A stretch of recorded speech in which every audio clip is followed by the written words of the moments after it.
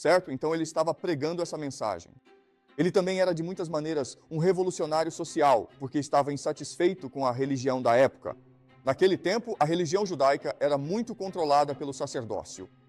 Assim você demonstrava sua fé fazendo sacrifícios de animais, basicamente pagando um tributo a Deus, e Jesus achava que isso estava errado. Você demonstra sua fé sendo uma boa pessoa, sendo generoso, recusando o materialismo, a ganância e a corrupção. Você não demonstra sua fé por meio de sacrifícios de animais. E por isso, ele irritou as autoridades religiosas daquela época, especialmente os sacerdotes do templo em Jerusalém. Então, eventualmente, ele foi traído por seu apóstolo, chamado Judas Iscariotes, certo?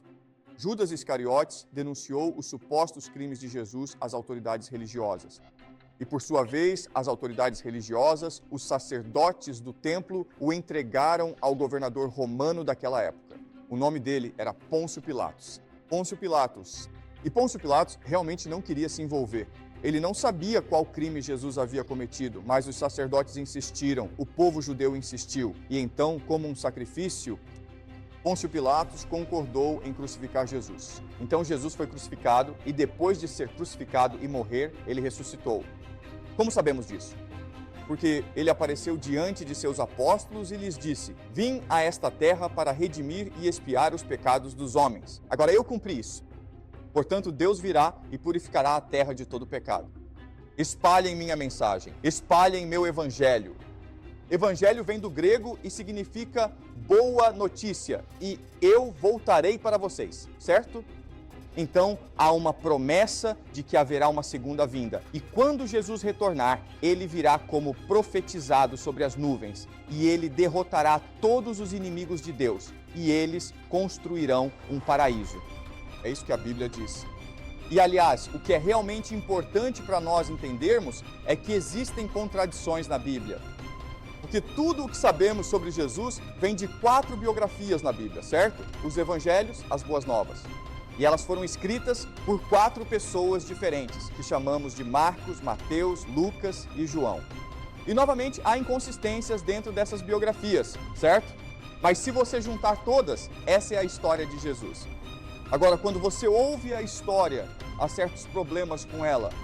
A maior história o maior problema é se ele é de fato o Filho de Deus, se ele é divino, como explicamos a crucificação e a ressurreição, porque o Filho de Deus precisa morrer. E como um Filho de Deus, e essa é uma das questões mais intrigantes e confusas do cristianismo, e ela nos acompanha há cerca de 2000 anos, certo? Então ninguém realmente resolveu essa questão. Mas a explicação padrão é a seguinte: por que Jesus teve que vir à Terra? A razão é que Deus e os filhos que ele criou, nós estamos em guerra.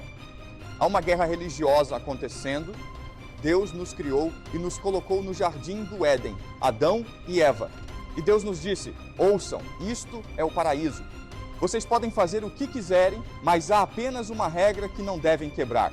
Não coma da árvore do conhecimento do bem e do mal. Isso é tudo o que precisamos fazer. Não coma aquele fruto. Mas nós o desobedecemos. Ele nos exilou do paraíso. E em nossa estupidez, em nossa ignorância, em nosso egoísmo, nunca chegamos a reconhecer nosso próprio pecado original, nossas próprias falhas. E assim continuamos cometendo mais e mais erros, o que levou a um mundo mais corrupto e decadente. Deus lá no céu está esperando que peçamos perdão, que admitamos nossos erros. E nós nos recusamos a fazer isso porque somos crianças, somos tolos. Mas Deus, mesmo sendo misericordioso, mesmo sendo sábio, precisa ser pedido por perdão antes que possa nos perdoar. Certo? E Jesus, que é o Filho de Deus, reconhece esse conflito, reconhece esse impasse e ele decide. Ele virá à terra e se sacrificará para expiar os pecados do homem e nos libertar da nossa própria estupidez e ignorância e permitir que Deus nos perdoe. Mas se você pensar bem, tudo isso é obra de Deus, porque Deus está nos permitindo perdoar a nós mesmos.